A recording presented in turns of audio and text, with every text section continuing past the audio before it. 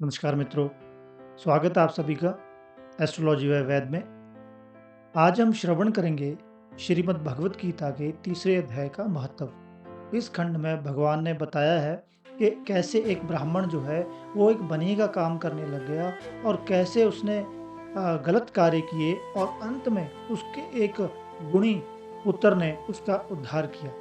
तो आइए श्रवण करते हैं। श्री भगवान कहते हैं, प्रिय, जन स्थान में एक जड नामक ब्राह्मण था जो कौशिक वंश में उत्पन्न हुआ था। उसने अपने जातीय धर्म छोड़कर बनिया की वृत्ति में मन लगाया, तो उसने धर्म को छोड़ करके वह एक बनिया बन गया। उसे पराई स्त्रियों के साथ वह विचार करने का व्यसन पड़ गया। वह सदा जुआ खेलता, शराब पीता और शिकार खेलकर जीवों की हिंसा किया करता था। इसी प्रकार उसका समय जो है बीतता गया। धन नष्ट हो जाने पर वह व्यापार के लिए बहुत दूर उत्तर दिशा में चला गया। वहां से धन कमाकर घर की ओर लौटा। बहुत दूर तक का रास्ता उसने तय कर लिया था। एक दिन सूर्यास्त हो जाने पर जब दसों दिशाओं में अंधकार फैल गया, तब वह एक वृक्ष के नीचे बैठ गया। वहां लुटेरों ने उसे भर दबाया और शीघ्र ही उसके प्राण ले लिए। उसके धर्म का लोप हो गया था, इसलिए वह बड़ा भयानक प्रेत हुआ। उसका पुत्र, जो बहुत ही बड़ा धर्मात्मा और वेदों का विद्वान था, उसने अब तक पिता के लौट आने की राह देखी। जब वे नहीं आए, तब उनका पता लगाने के लिए वह स्वयं ही घर छोड़कर चल दिया। वह प्रतिदिन खोज करता, मगर राहगीरों से पूछने पर भी उसे उनका कुछ समाचार नहीं मिलता। तदंतर एक दिन एक मनुष्य से उसकी भेंट हुई, जो उसके पिता का सहायक था। उससे सारा हाल जानकर उसने पिता की मृत्यु पर बहुत शोक जताया। शोक बनता भी था। वह बड़ा बुद्धिमान था। बहुत कुछ सोच विचार कर पिता का पारलौकिक कर्म करने की इच्छा से आवश्यक सामग्री साथ ले जाकर उसने काशी जाने का विचार किया। मार्ग में 7-8 मुकाम डालकर वह 9वें दिन उसी वृक्ष के नीचे पहुंचा जहां उसके पिता मारे गए थे। उस स्थान पर उसने संध्योपासना की और गीता के तीसरे अध्याय का पाठ भी वहीं किया। इसी समय आकाश में बड़ी भयानक आवाज हुई। उसने अपने पिता को भयंकर आकार में देखा। फिर तुरंत ही अपने सामने आकाश में उसे एक सुंदर विमान दिखाई दिया, जो महान तेज से व्यापक था। उसमें अनेकों घंटियां लगी थी। उसके तेज से समस्त दिशाएं आलोकित हो रही थी। यह दृश्य देखकर उसके चित्त की एकाग्रता दूर हो गई। उसने विमान पर अपने पिता को दिव्य रूप धारण किए विराजमान देखा।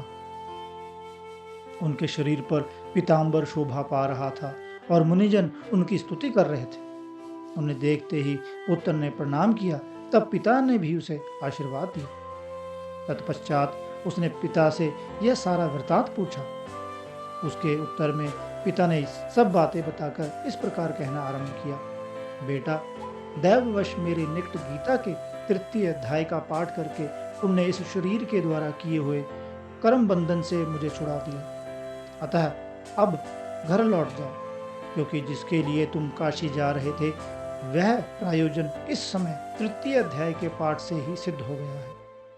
पिता के यों कहने पर पुत्र ने पूछा, तात, मेरे हित का उपदेश दीजिए तथा कोई कार्य जो मेरे लिए करने योग्य हो वो बतलाइए। तब पिता ने उससे कहा, तुम्हें यही कार्य फिर करना है। मैंने जो कर्म किया है वही मेरे भाई ने भी किया था। इससे वे घोर नरक में पड़े हैं। उनका भी तुम्हें उद्धार करना चाहिए तथा मेरे कुल के और भी जितने लोग नरक में पड़े हैं उन सब का भी तुम्हारे द्वारा उद्धार हो जाना चाहिए। यही मेरा मनोरथ है। बेटा, जिस साधन के द्वारा तुमने मुझे संकट से छुड़ाया है उसी का अनुष्ठान औरों के लिए भी करना उचित है।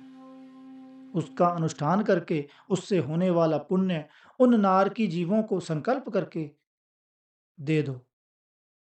अब यहाँ पे एक बात जानने योग्य है कि कोई भी आप पुण्य का कार्य करते हो तो संकल्प जरूर करना चाहिए। कोई भी आप मंत्र जाप अनुष्ठान पूजा पाठ करते हो तो बिना संकल्प के कोई कार्य फलित नहीं होता। आगे चलते हैं। इससे वे समस्त पूर्वज मेरी ही तरह यातना से मुक्त हो स्वल्प काल में ही श्री विष्णु के परम पद को प्राप्त हो जाएंगे।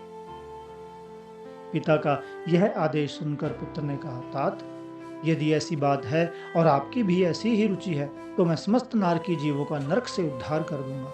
यह सुनकर उसके पिता बोले, बेटा, एवमस्तु, तुम्हारा कल्याण हो, मेरा अत्यंत प्रिय कार्य संपन्न हो गया। इस प्रकार पुत्र को आश्वासन देकर उसके पिता भगवान विष्णु के परम धाम को चले गए। तत्पश्चात वह भी लौटकर जन स्थान में आया और परम सुंदर भगवान श्री कृष्ण के मंदिर में उनके समक्ष बैठकर पिता के आदेशानुसार गीता के तीसरे अध्याय का पाठ करने लगा। उसने नारकी जीवों का उद्धार करने की इच्छा से पाठ करने के बाद उसने संकल्प करके वो सारा पुण्य उसने उन जीवों को दे दिया। कितनी सुंदर धारणा है। इसी बीच में भगवान विष्णु के दूत यातना भोगने वाले नारकी जीवों को छुड़ाने के लिए यमराज के पास गए। यमराज ने नाना प्रकार के सत्कारों से उनका पूजन भी किया और कुशल पूछे। वे बोले, धर्मराज, हम लोगों के लिए सब और आनंद ही आनंद है।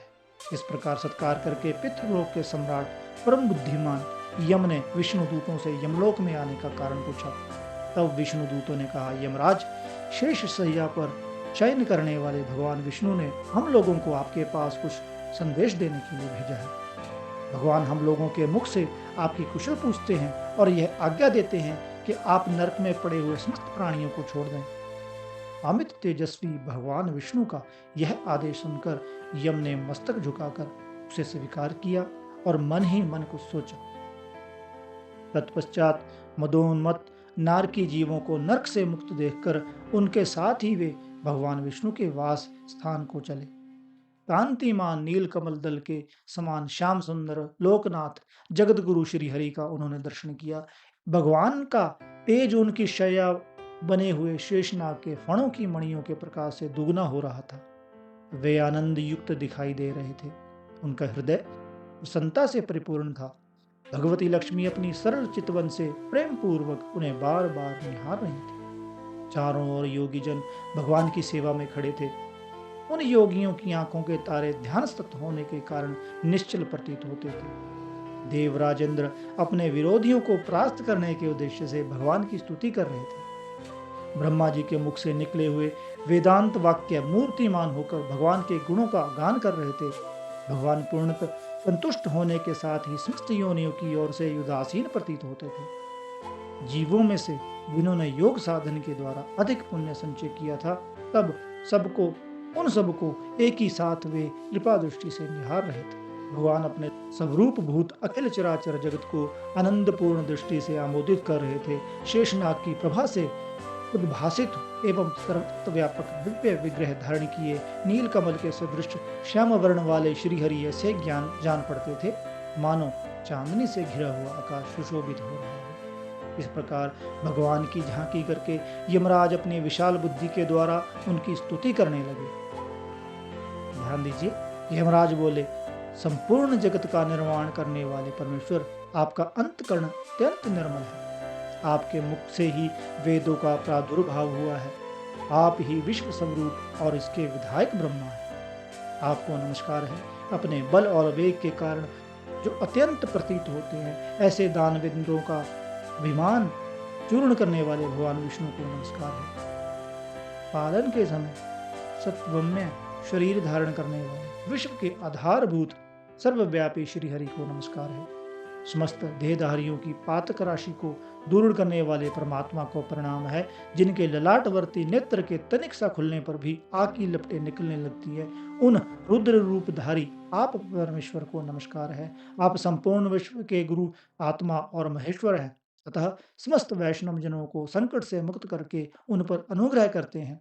आप माया से विस्तार को प्राप्त हुए अखिल विश्व में व्यापक होकर भी कभी माया अथवा उससे उत्पन्न होने वाले गुणों से मोहित नहीं होते। माया तथा माया जनित गुणों के बीच में स्थित होने पर भी आप पर उनमें से किसी का प्रभाव भी नहीं पड़ता। आपकी महिमा का अंत नहीं है, क्योंकि आप असीम हैं। फिर आप वाणी के विषय कैसे हो सकते हैं? आपकी महिमा का अंत नहीं है, क्योंकि आप असीम हैं, फिर आप वाणी के विषय कैसे हो सकते हैं? अतः मेरा मौन रहना ही उचित है।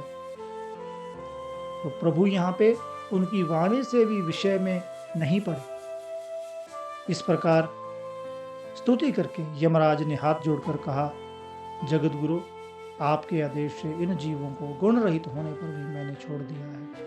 अब मेरे योग्य और जो कार्य हों उसे बताइए।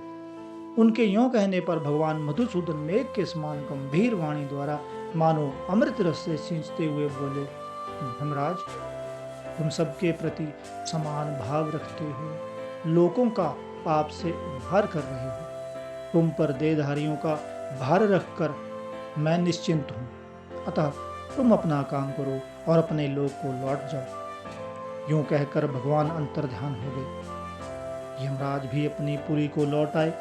तब वह ब्राह्मण अपनी जाति के और समस्त नार की जीवों का नरक से उद्धार करके स्वयं भी श्रेष्ठ विमान द्वारा श्री विष्णु धाम को चला गया।